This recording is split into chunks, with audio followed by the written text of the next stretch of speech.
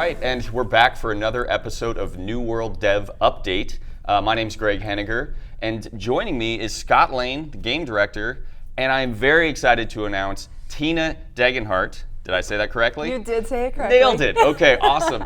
Tina is joining our team here, and she's going to be dedicated directly on New World. So I'm going to be handing over the hosting duties as I kind of have to split my priorities across a lot of different things right now. But she's an amazing content creator. She's been behind the camera a lot. I'm really excited.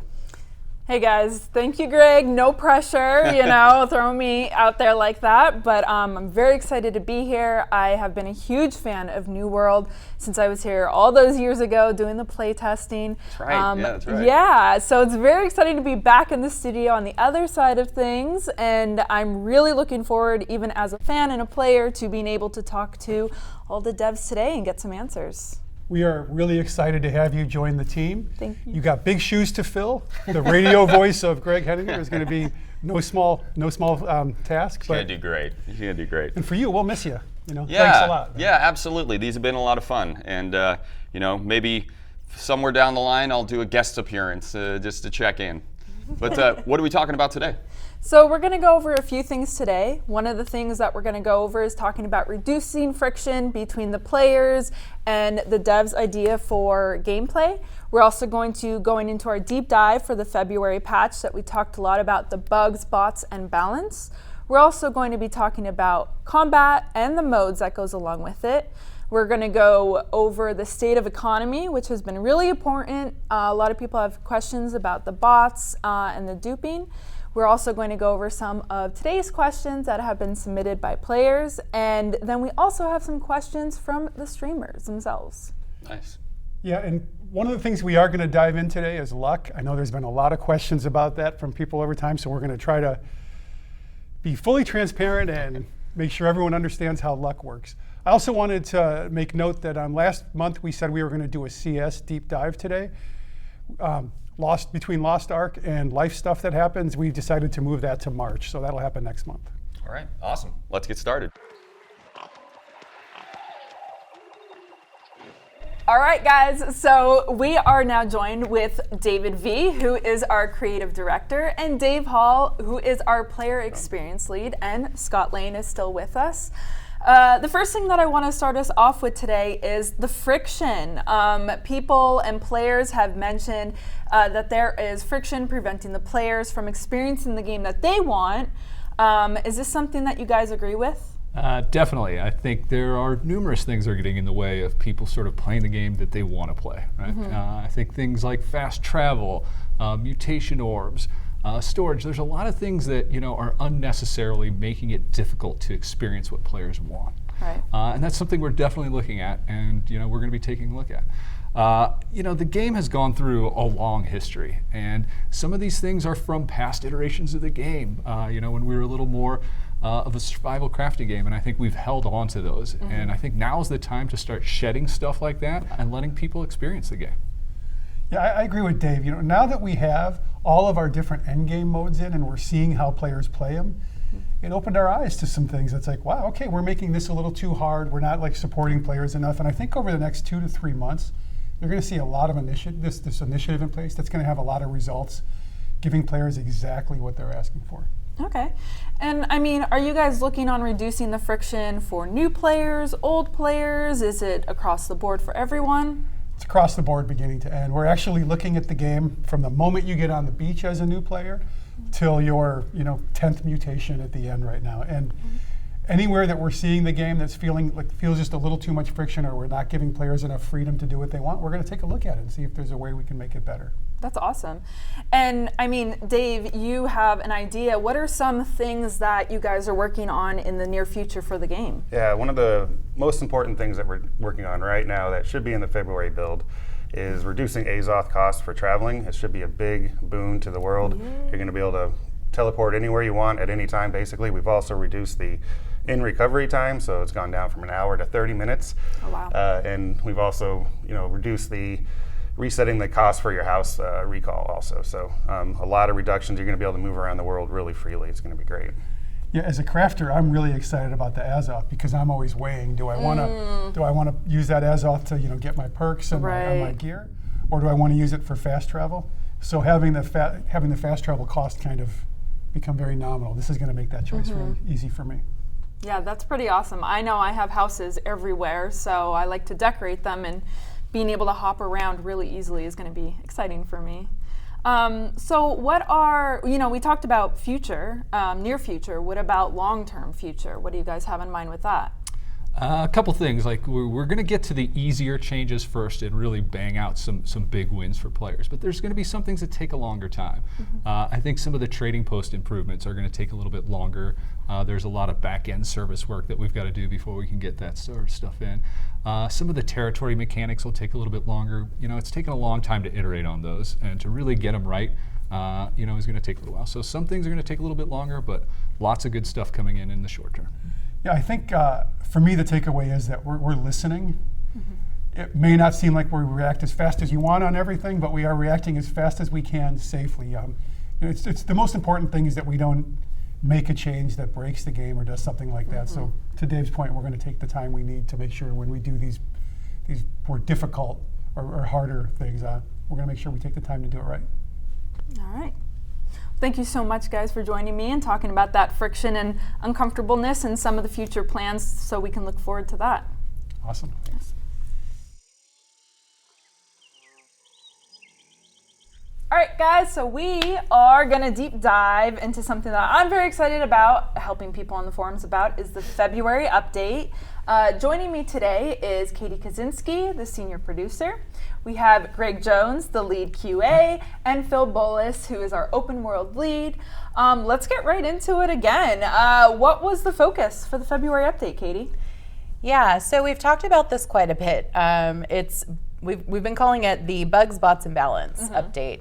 But essentially what that means is that we've been focusing on taking the systems that we already had in game, that we put in, that we had at launch, that we put in October, or in November, December, and January, and then improving upon those in the way that players can interact with it, any bugs associated with them. And we want to continue that momentum in the future, because we still do bug fixes in future releases. Right. Oh, never touch a bug again. Yeah, but this one we really wanted to dedicate time to this effort, so that was great. And then we also have some interesting bot situations that we're dealing with that we're taking a different approach than we have in the past.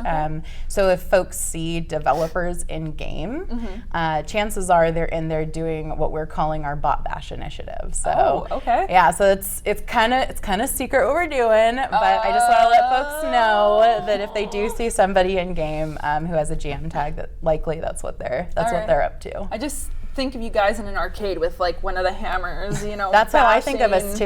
Yeah, to be just honest. bashing the bots as they like pop up. Yeah, exactly.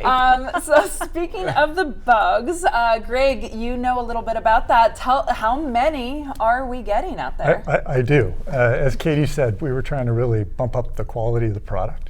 Okay. So we fixed more than 1,000 things. Wow. Okay, that's huge. To give you a little context, we're fixing defects all the time. Okay. There's actually 5 different versions of the game that we're working on in any particular day, whether it's the live version or a build that's going to come out in a couple of months. Okay.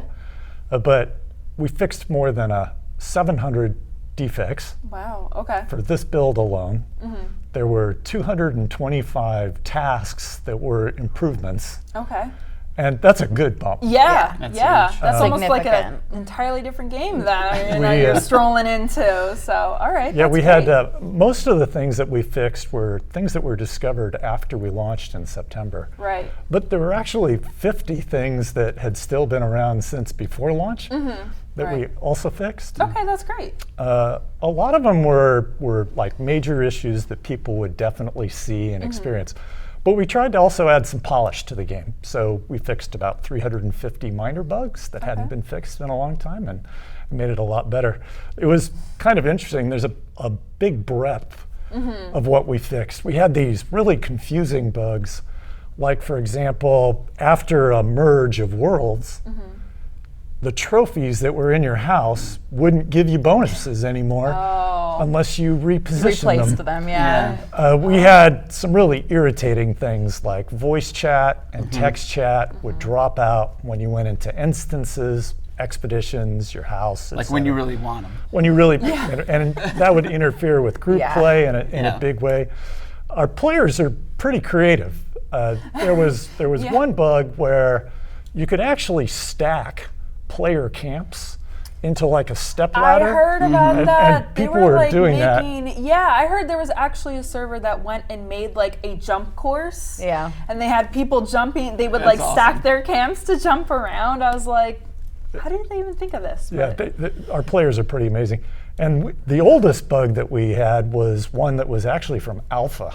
Oh, okay. And when you'd restart a server and you'd go into a war, one of the rally point textures would show up as replace me.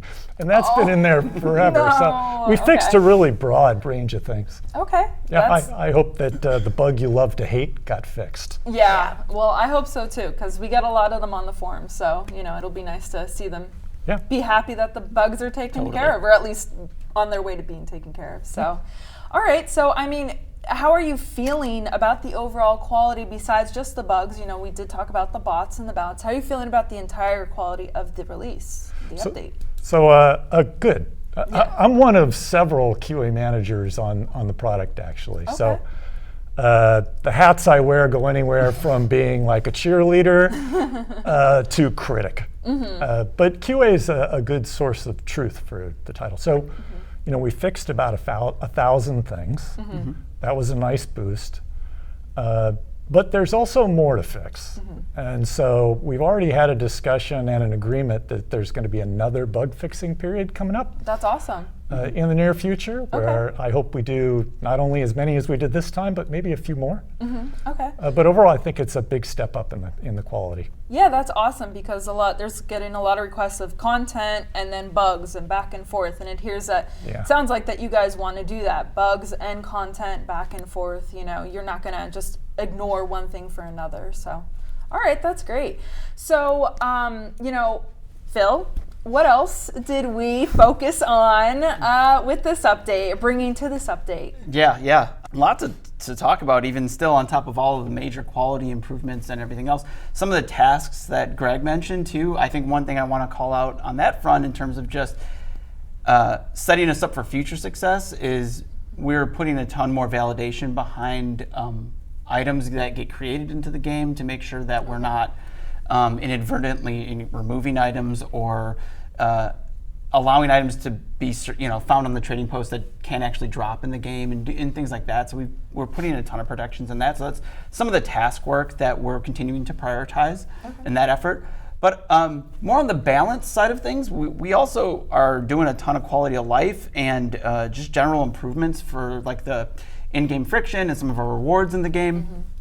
Most notably, we're adding more ways for players to earn Gypsum and Umbral and more guaranteed expertise bumps, which is going to be, I think, great, and it's going to help those endgame players really make more progress every session. Every time a player comes in, we want to make sure that they are just making sure that they feel like they're making something, material progress towards a goal. And that's really what a lot of these balance efforts are towards. The patch note is going to have a lot of those details. One of the things I'd like to call out, though, is Outpost Rush has gotten a rewards pass on it. The rewards are a lot more lucrative. You can now earn things that help you increase your expertise from Outpost Rush. That's awesome. Also, it is a more guaranteed, now when you get your cash for winning Outpost Rush, it's going to be a more guaranteed random bump for expertise as well. Yeah, just one thing that I want to add to that like there's definitely like a good sentiment coming from PTR on this, which is great, but we're not done. Like we're not done with the rewards. We're not done with where we're going to make things more fun than a challenge, where we're going to make things more challenge. Like we want to keep walking that very interesting line, which is challenging, give you something to really go up against, but then also make it really fun and then rewarding. Yeah, and that's of part of the course. fun. Yes, that's part of the fun. So there's that's going to be a continued effort that month over month, regardless of it being like a bug bot and balance pass, regardless of that, we're going to continue to work on it. Okay. Yeah, it's not just a one and done. That's a great call out. Yeah, because you have a wide range: PvP, PvE. Then you have the new, the old, and then more importantly, a lot of times on forums, the casual versus the hardcore Yes. players. Yep. So it's great to hear that you're trying to hit on all that. There's one other thing too. We also improved the XP ramp for logging and fishing. So when Katie's talking about like thank things God. that don't need to be challenging, like when you're trying to chop down thousands of trees so you can chop down mature trees or things like that, like we've reduced the XP needed to kind of climb up those that's two ladders awesome. so that players can progress through those trade skills a little bit faster than they previously had because they were feeling a bit sloggy. And and those are types of things too we're going to continue to evaluate and make adjustments on. Yeah. Definitely. And another, I'm just kidding. I There's a mean, lot of hey, mysteries. I love this information. Yeah. You know, we're hungry for that communication, and you know, I spend a lot of time on the forums, you know, gathering feedback. I'm always saying on the forums, these poor guys, like, I'm gathering for my list. I'm gathering for my list to let the devs know, and you know, I'm gonna ask, especially Greg, you know, what happens to all that feedback that, you know, us community managers are working hard bringing to you guys. You know, what do you guys do with that? There's a lot. Yes. I'm glad you asked the question because first I just want to say thank you to all our players. Absolutely. The amount of feedback that we get from players on New World is amazing. Whatever their preferred method is, whether it's in-game feedback or it's on the forums. We have lots of content providers, streamers, people making videos. It's great. And they do a really good job reporting. Oh, absolutely, yeah. They've gotten really detailed and really just great at getting to the specific things, which, you know, we appreciate. Yeah, it's good. To give you a sense of how much we get, since we launched in September, there's been 360,000 individual entries in the player feedback that's in-game. Yeah. There's been 1 million posts on the forums, and 250,000 people are responsible for all that feedback. Right. So what we do is, focusing on the in-game feedback in particular, when you're in there and you just type up something that's been going on to you, one of the great things about the in-game feedback is we can tell what's your character, where are you. There's this set of telemetry that's immediately associated with that report. Oh, okay.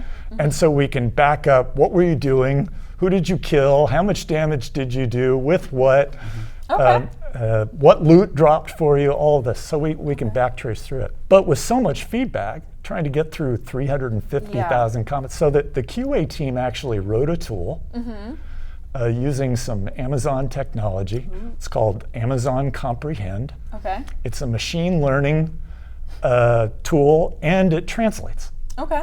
So whether you're in Germany or France, we take the language that you've got, it's translated, and the machine learning helps us zero in on things that we need to fix. And it's been a huge help.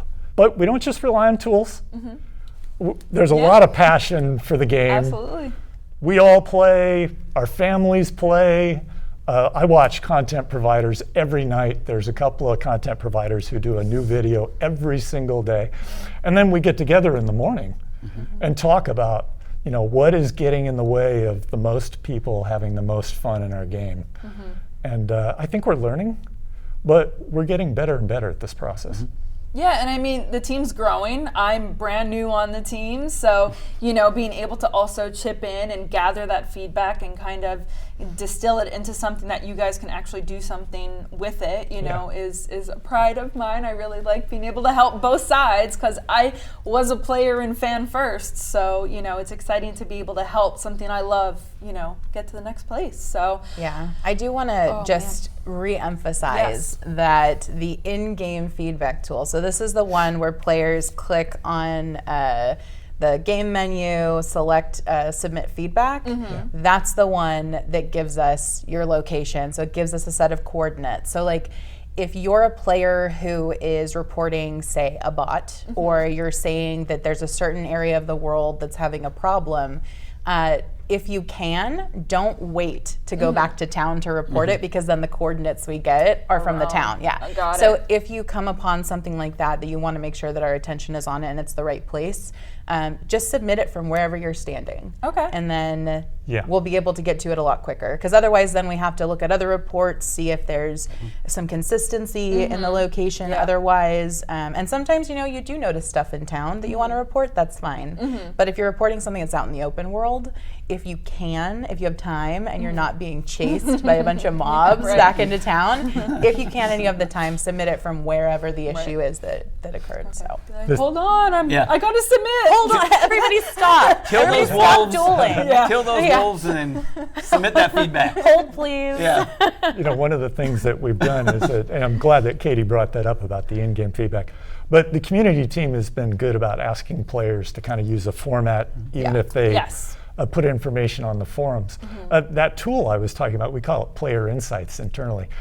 It's pointed at the forums as well now. Okay, great. And so we can tell a lot. Yeah. All And right. the rich content that people put on there, whether it's screenshots or videos, if you name your character, we can begin to track down what's going on. Okay, so you would say that your first preference would be the in-game tool to give feedback, and then your kind of second preference would be on the forums using the format that we kind of provide. I think it's not as binary as that. I think that it depends on what your feedback is. So sometimes feedback requires context that we can't get without other people maybe piling on. Like if somebody has a suggestion or there's something that they're like, this doesn't seem right. Is this happening to anybody else, or is this just me? In those instances, like, go to the forums. And as Greg said, like, we have this tool pointed at both of those locations. Okay. If the context of the location is really important to your report, in that particular instance, I would say use the in-game feedback tool. Yeah, but the rest of the time, whatever you feel most comfortable providing feedback. Yeah, for sure. Now, I could give an example. Sure. Katie mentioned the PTR, which stands for Public Test Realm. When we open it up each month, there's this deluge of players that come in that immediately begin to duel with each other. They check out the new weapons that we have. They're looking for perks that aren't quite working right. How could they eke out any advantage? And then the quality of the feedback that they put in, and our design team takes advantage of this. It is really good. That's good for the forums. Yes. That's a great example of Right, where the and we forums have a really pay off. section specifically for PTR that Exactly. we open up, and we focus for you guys. So, Yeah. Yeah. all right, that's great. Besides the feedback, which is something we get a lot of feedback on, is merges, transfer tokens. Katie, what's going on with all of that? Yeah, so we completed some fairly large merges recently. We merged cross-set for the first time, and that went really well. So the next steps are we are going to provide a transfer token. Okay. That is for sure going to be happening. So we're going to provide that. We're going to let players go to if they don't like the world that they ended up in, or their world didn't get merged and they would like to go somewhere else, we're going to give them that opportunity, that agency to go to the world that that they feel like they get the best gameplay. There will be some worlds that are marked full, just in fair warning, because we have to consider the total players that are on a specific world. Right, just not who's active. Exactly, because what happens is that we want to avoid is we would like to not have queues last hours upon hours, right? And so what we find is that when we have the new content that comes out, more players go back to the game and they play it and they grind through it. They get excited about that, and then they're like, "All right, I did it. I'll be back for when the new content comes out."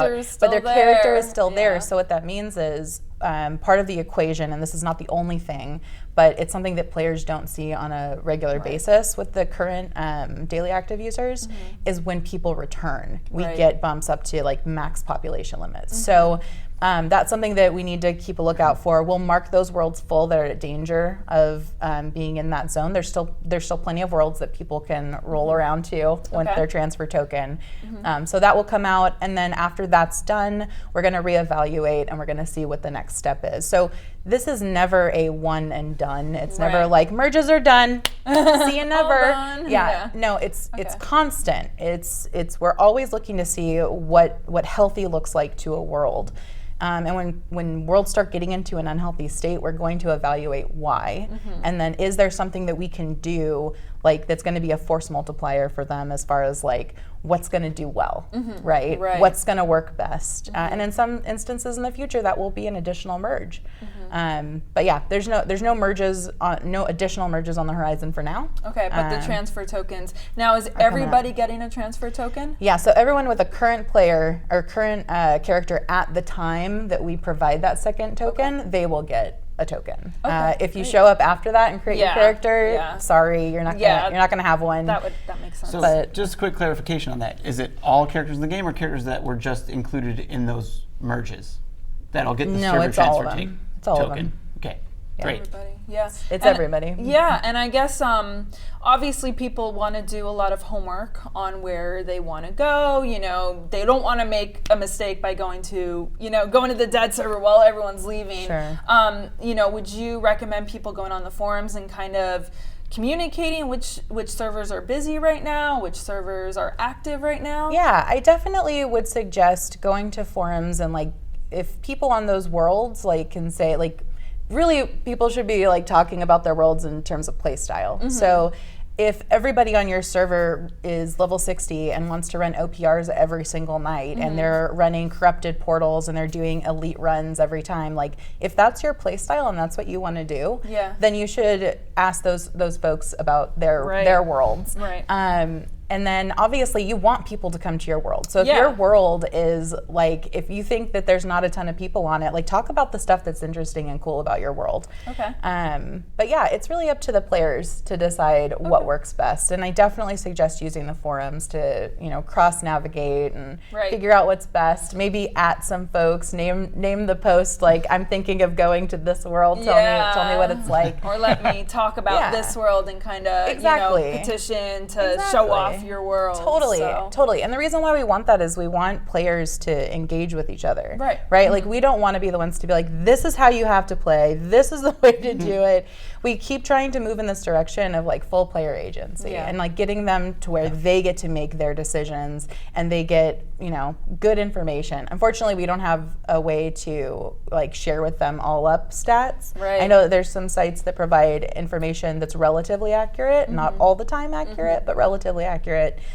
And they can always use those too. But I definitely suggest talking to your players. Talk to fellow players. Figure out where you want to go. Yeah, and there are a few servers that are a bit more even RP focused. I saw too. I hopped into one and there was a guy in the middle of the town just like RPing with a huge group. And I was like, oh, okay. So I guess that would be good to go on the forums and say, hey, if you want to RP. Yeah, if that's your bag, Yeah, exactly. Put it out, put the vibes out there. Yeah. Put the vibes out there. Put the vibes out there. Put the vibes out there, says Phil. Speaking of Phil, let's dive and put you on the spot. On the spot. Umbral Did that to myself. shards and mutated tuning orbs. I mean, this is a lot. This is something that is heavily talked about. Consider the words time gating is being thrown around.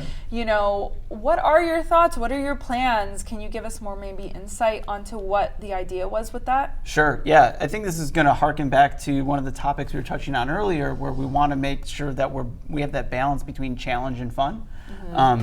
This is, right now, Umbral Shards are the way to take your gear from 600 to 625 and get the most powerful, get your gear to the most powerful it can be in the entire game. And so there is definitely going to be a pretty significant challenge associated with that. But we are routinely evaluating the challenge to get there as well. Not just the challenge inherent to earning them, but also like how long it's going to take you to actually do those things. So I'm pleased to announce that we are making some adjustments on that front. Great. So a couple notables in this release. One is for the Umbral Shards that you earn from opening gypsum casts and crafting Gear Score 600 items. We've increased the amount that players are going to get rewarded every time they open a cast and every time they craft a 600 Gear Score item. And so that should help them progress up the ladder a lot more substantially if they are making use of those avenues. And then the other thing too is around the mutated expeditions, we are adding, we're reducing, I should say, the cooldown that players can purchase those from the faction shop. So right now, the cooldown is once per week. We've reduced that to once every 3 days. Yeah, that's a good change. Yeah, thanks, Greg. It was basically for Greg. Greg mentioned he sometimes he takes the role of a critic. We take Greg's feedback very, Thank you, Phil. very seriously. Yes. So, yeah, ladies and gentlemen. Greg and all the thank Greg players. Jones. Greg and all the players Just that the reported us. messenger. All the Gregs of the world. All the Gregs of the world. Oh, Lord. Yeah. Mostly Greg Jones, but no, I'm kidding. No, thank you, everybody. No, we are listening. We are hearing your feedback. We're looking at that. We're comparing it to the data that we do get from the game too, of how often players are running dungeons, how far they're getting in the mutator ladders, and we want to make sure that that's just more accessible for players. So we've got a few updates now, and we're going to see how players respond to that, and then, like Katie mentioned, Update again if Yep. we need to. Yeah. Exactly. Not even if we need to. We'll be updating Just all the time. all you the guys. time. Like, so. like literally every day. Yeah, right. All the time. Right. We're Come making in and adjustments. work new things. All right. I mean, those are some of the big hitting topics that I had, guys. So thank you so much for answering Cool. everything. Awesome. Thank you. right. Thank you very much. All right, guys, so now we're going to be going over combat and modes. So let's just dive right into it. Clunky movement. It's been a concern for a lot of players, especially when they're doing PvP. Have there been any changes? Wow, have there been any changes, talking about this, working on this? Absolutely. It's one of our primary focuses right now on the player team, and I think we've done some great changes already. We've started looking at our jumps and our jump lands and how those are actually working in the game and how they kept stopping you over and over again. So we've worked on, like, if you're moving, you continue to move. We don't want you to stop moving. You can jump off a ledge, you can jump off, 2 meter high thing, and you're gonna be Awesome. fine. You're gonna keep moving. It's Yeah. gonna feel good. One other thing we did get in there is after you do a melee attack, you no longer have a slowdown. There used to be a forced 1 second okay. slowdown after melee attacks. That is no longer in the game, so melee players should feel a little faster after this. That's awesome. That's great to know. Along with the movement, the next question people are asking about is the weapon switching. It's been a major, major concern for a lot of people, and it impacts the movement and the combat fluidity. How do you feel about that? I agree. It's been a huge problem, and I think having 2 weapons is one of the things that makes New World sort of special. I love swapping between them, finding like cool combos where you stun with one, then like dodge behind to get the backstab damage. So this is something that's taken us a little bit longer. It's actually a little more complex than it would seem, but a ton of progress has been made. In the February PTR, people are already testing it and pretty happy with it. We're excited to release this in February, so weapon swapping should be guaranteed to happen. It's still not going to be instant when you hit the button, but when you queue up a weapon swap, it's pretty much guaranteed to happen now. So that should feel great. That is definitely great, especially in PvP. So let's talk about Outpost Rush and the reward mechanics on that end too, because along with the movement and the weapon switching, that really plays a big hand when you're doing those big PvP battles. So how are you handling that with the scoring and the rewards and things like that? Yeah, for Outpost Rush, we took a pass at an update in the scoring to make sure everybody that's contributing gets the score they feel they should be getting. We've already got some feedback from the February PTR, and we have a little further to go on it. We were a little harsh on our initial scoring system. We were trying to combat bots a little bit. They were a pretty big issue, but we feel like we got a better handle on those now, and so we're going to start to look at the scoring system more and more. Yeah, and the rewards are getting a major overhaul in February also. That's right? really exciting to hear. So not only are you going to get better weapons from the caches have a higher chance to give you an expertise bump, and you're going to get faction tokens. And faction tokens, as we know, are becoming more and more important because you can buy mutated orbs with them. And something else that's coming in February is you can now buy a gypsum orb once a day with them. So another big change. So hopefully there's a nice loop forming with OPR where people that like that mode can sort of really dedicate it and get everything they need from it. Yeah, it definitely was a fan favorite. A lot of people dedicated a lot of time to it, so these changes are great to hear. We talked about the combat responsiveness and the dodging and the blocking and starting back up and jumping. Is there anything to help any of those other issues that we're working on? Yeah, some great changes that Dave and the combat team have been working on is the ability to block and dodge out of the startup of attacks, which is really going to help your ability to react to what you're seeing in front of you, and also doing some minor feigning is going to be possible again. And I know some of the high-level players have enjoyed some of that also, so should be cool. Absolutely. So the big question, because so many players have been talking about it on the forums and just everywhere, is the Rapier and the Void Gauntlet. Two of my favorites are now being called OP by some, overpowered. So how are you guys feeling about that, especially because you wanted to focus more on balance this month? Yeah, I think they definitely had some areas that they needed to have a little bit of a nerf. And then I think for Rapier, it was just too defensive to the point where it wasn't fun for the other people playing against it. We moved around a little things there and maybe updated some cooldowns a little bit to put it a little bit on par with the other weapons. Void Gauntlet, the Scream has gotten a lot of attention, and so we took a look at that one and a couple other minor things on it. That in conjunction with the Ice Gauntlet fix for the Ice Storm that was causing the escalating damage. All those together should help out with the experience quite a bit. Tuning's never done. We're going to keep working on it, but we definitely did look into those weapons in particular. Okay, those are all very exciting things to hear. A little sad as a Void Gauntlet user, but it is nice to have some balance. So thank you guys so much for answering my questions.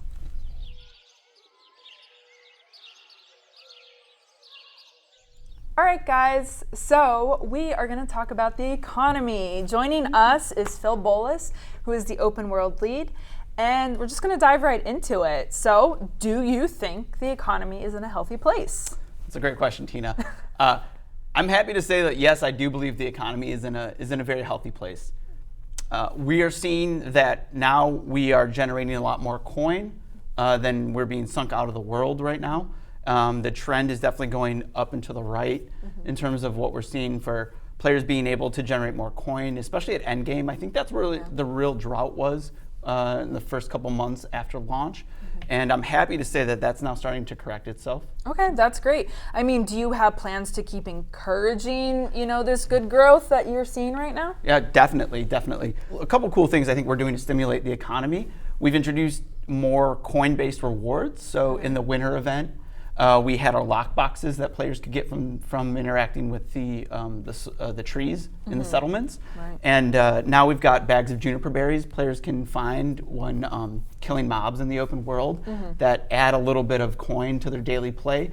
And then always just to plug it, there are the daily bonuses that you get from completing 3 faction missions every day. Just want to remind everybody that that's still happening. It's a great source of wealth. And one last thing that I think is going to be really positive for players is we're continuing to evaluate our taxes in the game. Okay, and we are making a reduction to our housing taxes. So homeowners, I mean, that's a constant sink for coin for anyone who's engaging with houses, which is super fun. I love it in the game. Yes. So we want to make that a little bit more palatable and easier. So we're making some really significant reductions to housing taxes in this update. Oh, that's great, because the forums have definitely been very loud about their housing taxes. People don't like taxes? That's crazy. Surprise! I know. I love the juniper berries. What's great also is when you get the diamond gypsum in those. Oh, yeah. Definitely makes them feel awesome. Hey, do you think there's any concern we're pumping a lot of gold into the economy? Do you think there's any concern we're going too far and will we see inflation in New World? That's great. That's a great question. I don't think we've gone too far yet. I think we've been pretty moderate in the amount of gold we've been delivering, and that's really the path that we need to take. And so we're definitely doing a introduce and measure approach. And so right now I think we're on a good stable trajectory, but we will, it's a living player-driven economy. So we're going to make changes, as we need to, as we see trends change, as we see, value change based on what else we introduce into the game, and we'll just keep it's a constant optimization that we're going to be doing. But I think we're good for right now. Yeah, and this is taking into the server population, the health of the game, all of that. Yeah. Okay, awesome. So, I mean, along with gold, people also love, the PvP, and the rewards that they're getting in that. And I want to talk a bit about how are players being incentivized to go and compete against dominant companies, factions, especially right now there's a lot of really big companies out there. How do you feel about that? Yeah, it's a struggle. It is definitely a challenge in our game that we need to do a little better at. I think, the owners of the Everfalls and Windswords are amassing a lot of money. Yes. And it's tough to compete against them. We're aware of this. We're working on it. We don't have, immediate solutions to the larger problem. We're working on them. I think one of the things we'll do in the shorter term is, it's very difficult to win a war as an attacker right now. And I think, the win rates for defenders are 80 plus. And I think that is not a healthy place. No. So that is something we're looking at and we can take more immediate action on. And I think that'll allow at least people to circulate ownership so that wealth is distributed a little more. That would be awesome. Yeah, there's definitely a lot of rich companies out there right now. So, all right. I mean, that's the two big points I wanted to touch on. So thank you guys so much for joining me and talking about the economy. Yeah, appreciate it. Thanks. All right.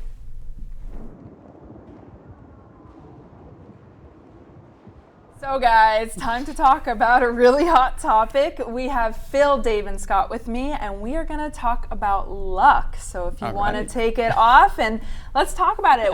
Tell me about luck. Yeah, so luck, I mean, we've gotten a lot of questions in our forums and on social media and all of our channels.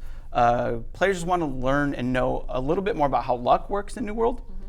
So I'll start off in saying that there are two general types of luck in the game. There's global luck and there is gathering luck. Global luck is the luck that you have that is applied to activities like killing mobs in the open world, killing named enemies, opening chests, those types of things. And then the other luck applies to the activities that you do, as the name implies, with gathering. And that gathering luck is how likely you are to get bonus materials and things like that when gathering. Okay. So I open an elite chest and I have a 3% luck trophy in my house. Sure, yeah.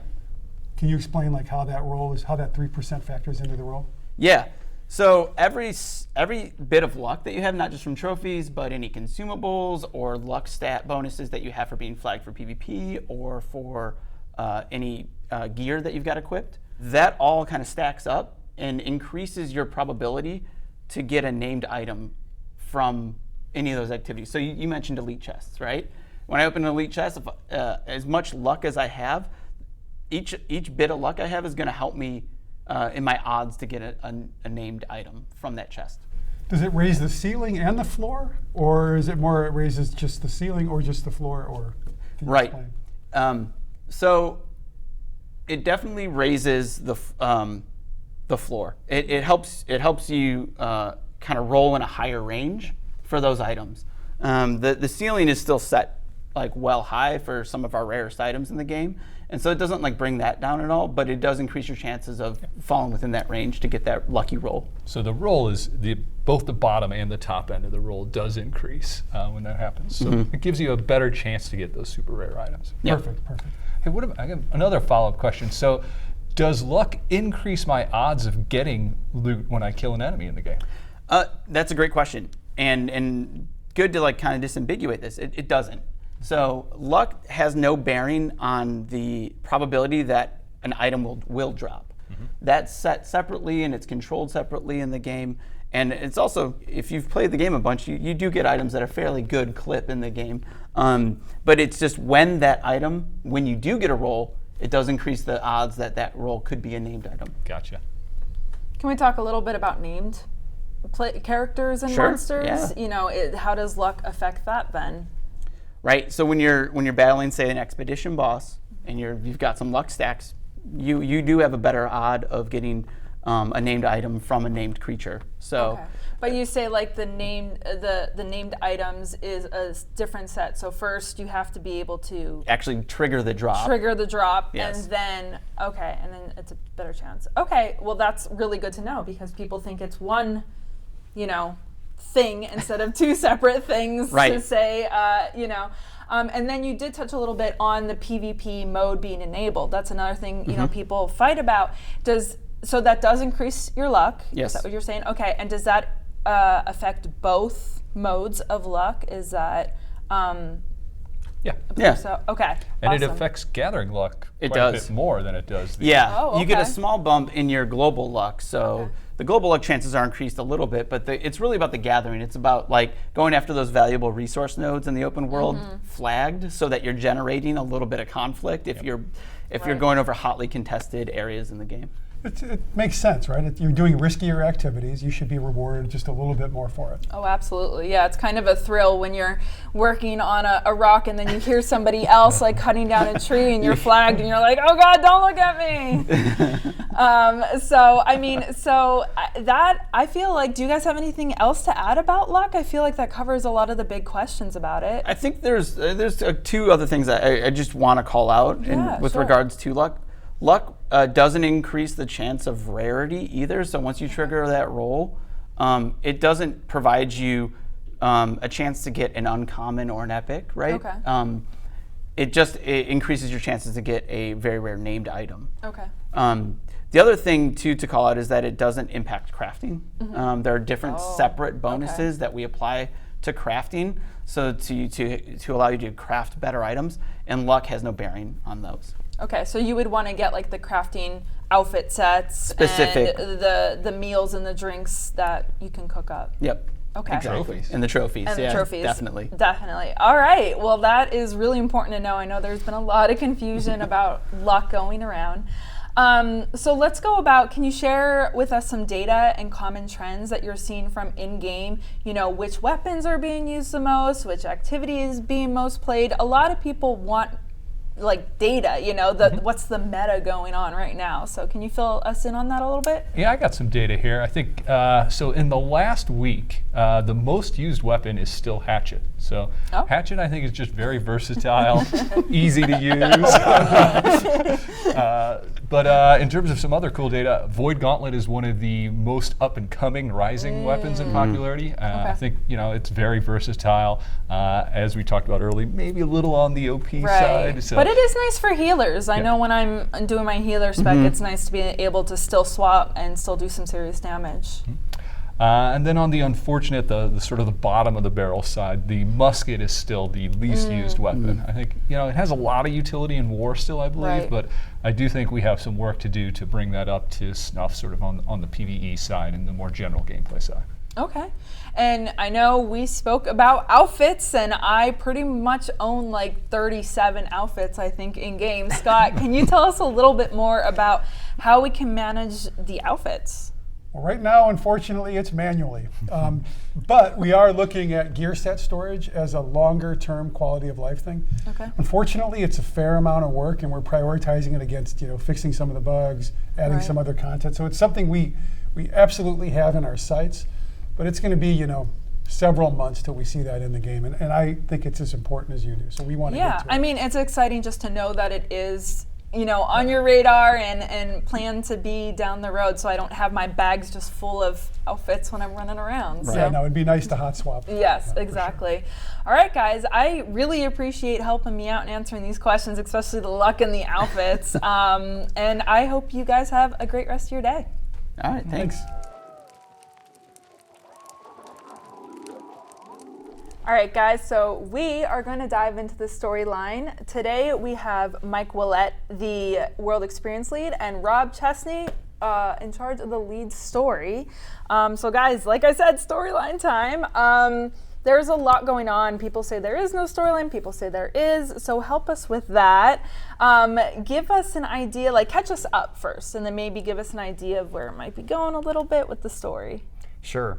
Yeah, I mean, so, you know, we certainly have worked quite hard on making the story of New World as strong as it can be, and it's something we're still working on.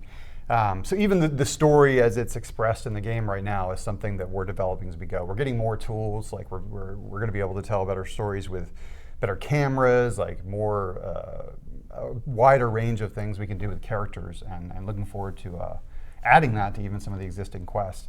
But the story from the minute the players get onto New World, of course, is the story of corruption and this insidious crimson, you know, gnarly evil stuff that is all over the place, infecting people, possessing them. And of course, as the players progress through the storyline, they eventually discover that the Tempest, or Captain Isabella, is the main villain that is driving or leading. She's the champion of corruption at this time. So it's probably not too much of a stretch. I think players who've played through the full story know that we're headed towards a final confrontation with Captain Isabella, and that's certainly coming up soon. And where we go from there is going to be, we're delving really more into the mysteries of the world and also playing out of the story you've seen so far. So some of the characters that you've met in the storyline, if you've been paying attention, some of the characters who've helped you to take on corruption are going to play a really exciting role as the story twists into the next arc. We'll see some new villains, and we'll see some other people come back with a very different sort of approach and philosophy that they have.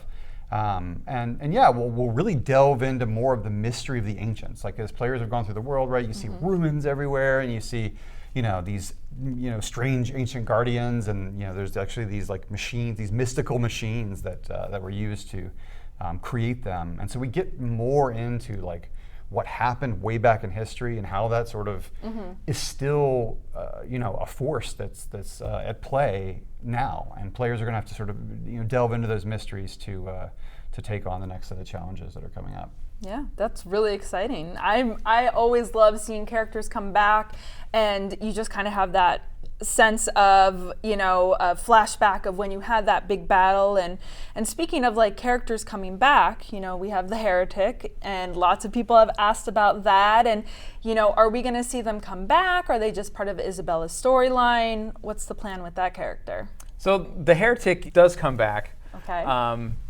But over time, we're not quite sure if the Heretic will always come back in the form that you're accustomed to. So that's a little bit of a tease.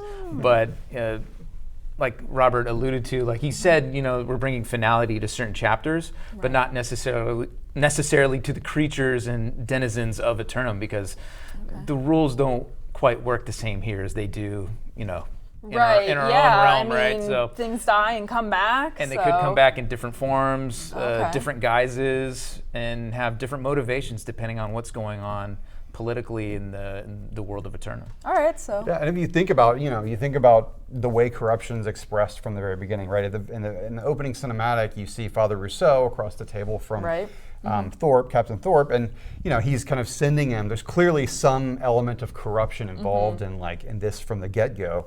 And then, of course, when Captain Thorpe gets there and he falls to corruption himself, he becomes this sort of persona in the story. And then we also have the Tempest, Captain Isabella.